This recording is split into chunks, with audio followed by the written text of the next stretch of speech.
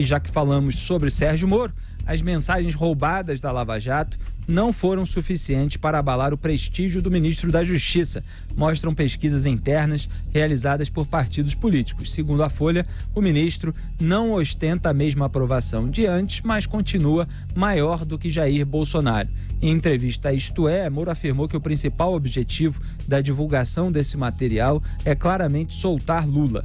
O ministro voltou a dizer que não reconhece a autenticidade do material e criticou o sensacionalismo que ele diz ver na divulgação das supostas mensagens pelo Intercept. Quem continua eufórico com os vazamentos é o ministro Gilmar Mendes. Disse, aspas, a mim me parece que o efeito das mensagens roubadas já é deslegitimador dessas sentenças.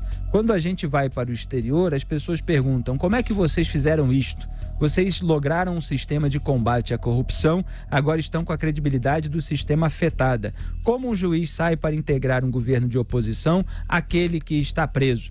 Fecho aspas. Bom, o exterior para Gilmar Mendes é Portugal, né? Ele vai lá passear por Lisboa, é avistado por brasileiros que naturalmente protestam contra ele, né? Contra as decisões que ele toma. Agora, eu acho muito engraçado ele colocar essas palavras em terceiros, que obviamente ele não mostra quem são, não dá nome para ninguém, é simplesmente ele inventando possivelmente esse tipo de questionamento da cabeça dele, da maneira como ele vê o mundo. Mas o que é engraçado é que ao inventar essas declarações, Augusto, ele fala assim, vocês lograram um sistema de combate à corrupção. Que vocês, Gilmar Mendes? Você lá participou disso, Gilmar Mendes? Ajudou, né? Você ajudou a lograr um sistema de combate à corrupção? Você está aí no Supremo soltando Jacob Barata, soltando José Dirceu, 2 vezes, estava em preventiva, foi lá o Gilmar e deu o voto, um dos 3, junto com Dias Toffoli e Ricardo Lewandowski. Depois condenado em segunda instância, quer dizer, a decisão do plenário de 2016 autorizava a prisão, foi lá Gilmar Mendes e ajudou a soltar de novo com as mesmas companhias do Dias Toffoli e do Ricardo Lewandowski. E ele fala assim, que houve as pessoas perguntarem, Augusto, vocês lograram um sistema de combate à corrupção, agora estão com a credibilidade do sistema afetada. Quem está com a credibilidade afetada, como mostram todas as pesquisas, é o senhor Gilmar Mendes, que é a figura mais rejeitada do Brasil, enquanto Sérgio Moro é a figura mais popular do Brasil. Quer dizer, tudo que ele declara é absolutamente o inverso da realidade, Augusto. Olha só, eu até fiz um registro no Twitter dizendo assim, olha aqui, ele está fingindo que ele ouve alguma coisa quando ele é reconhecido no exterior, além de vaias, insultos Exatamente. E chacotas. Ele não ouve nada, ele só ouve esse tipo de barulho, ruído, não ouve pergunta nenhuma. Ele tanto está inventando que olha a pergunta que ele construiu aqui. Como um juiz sai para integrar um governo de oposição àquele que está preso? Pois é, o estranho seria ele sair para ajudar o que está preso. Exatamente. Que é o que faz o Gilmar Mendes, né? A nossa maritaca de Diamantino.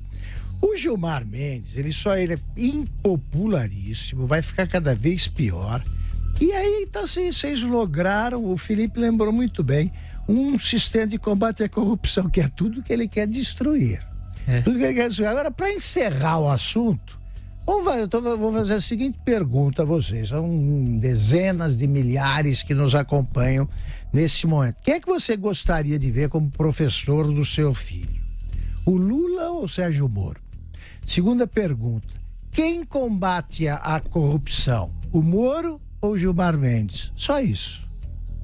Zé Maria Trindade, já imaginou se o Sérgio Moro manda prender o Lula e depois passa a integrar um governo do PT?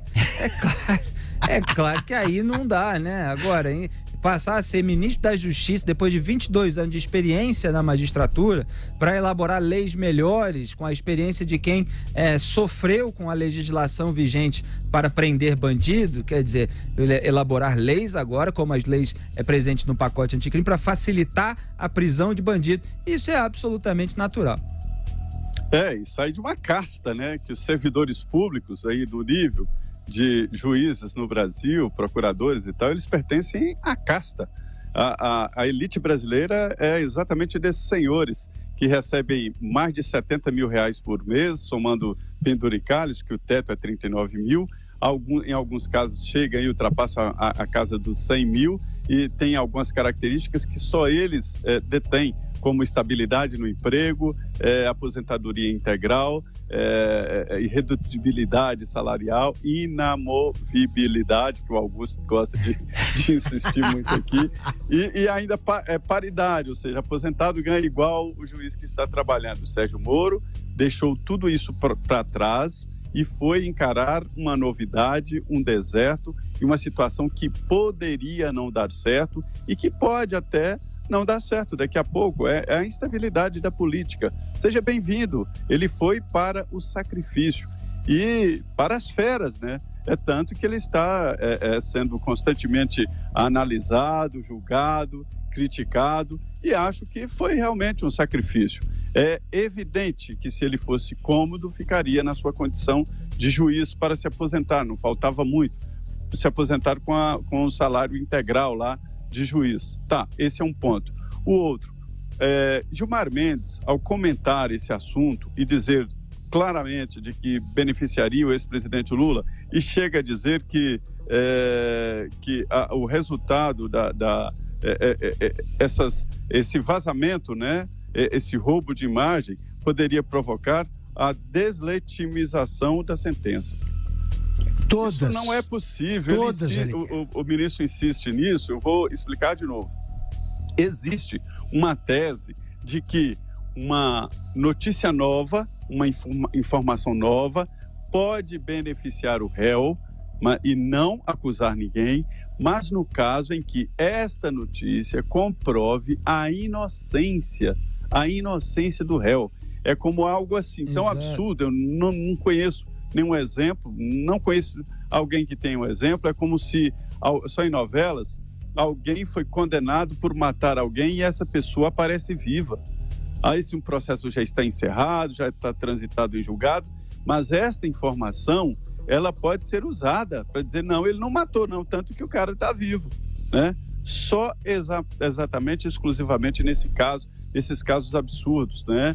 Agora, como deslegitimar uma sentença de um roubo onde aparecem produto do roubo, aparecem os que pagaram, aparecem os feitos do roubo e toda a cronologia. Como tirar a legitimidade disso? Não é possível. A Petrobras foi saqueada, houve devolução do dinheiro. O apartamento triplex que ele recebeu como parte do caixa está lá, foi até leiloado. O sítio vai ser leiloado. Enfim, são provas concretas. As pessoas estão presas e confessaram, fizeram delação premiada. Uma coisa não tem nada a ver com a outra. A justiça, se tiver que decidir e discutir seriamente, tem que discutir isso aí que está no processo, né? Porque quem e o que deve acontecer com quem invadiu telefones de autoridades máximas no país. E nem estou falando do juiz Sérgio Moro, estou falando do presidente da República, do presidente da Câmara, do presidente do Senado, de ministros, do juiz também, de delegados da Polícia Federal. É isso que está em debate. Conteúdo não, esse conteúdo não pode ser discutido. Eu fico até com vergonha, Felipe, porque nesse conteúdo aí devem ter coisas, eu não conheço, mas devem ter coisas íntimas demais, íntimas, pessoais ali, familiares. E as pessoas estão tendo acesso. O pior é que ainda vão surgindo revelações. Ontem nós comentamos o que acabou de ser revelado aí na delação do Palocci. Cada vez a situação do Lula piora, vem processos e o Gilmar Mendes, ele quer simplesmente deslegitimar todas as sentenças. Quer dizer, isso é que é gostar de soltar bandido, né? Devia soltar e levar para casa, para conviver, ficar amigo aí, como o Tarso Genro ficou do Cesare Battisti, tudo gente boa, né? Leva para casa. Pois é, sempre bom lembrar que nas conversas publicadas depois do roubo, depois do hackeamento, não tem absolutamente nada que inocente Luiz Inácio Lula da Silva, se a gente considerar a hipótese de todas aquelas mensagens serem verdadeiras e não estarem editadas, não estarem descontextualizadas, o que a maioria, na verdade, está, porque tem sempre uma forçação de barra ali na hora de publicação da matéria.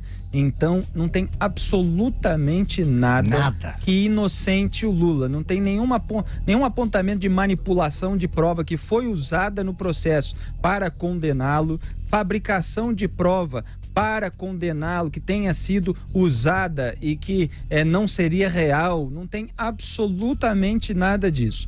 Eles forçam a mão para, a partir de conversas privadas dispersas, em mensagens roubadas, apontar uma suposta informalidade, a partir daí falar em parcialidade, a partir da parcialidade usar para anular o processo no qual o sujeito foi condenado por provas que, repito, permanecem inalteradas. Quer dizer, é o suprassumo da forçação de barra, mas é nesse caminho que anda Gilmar Mendes e sua turma.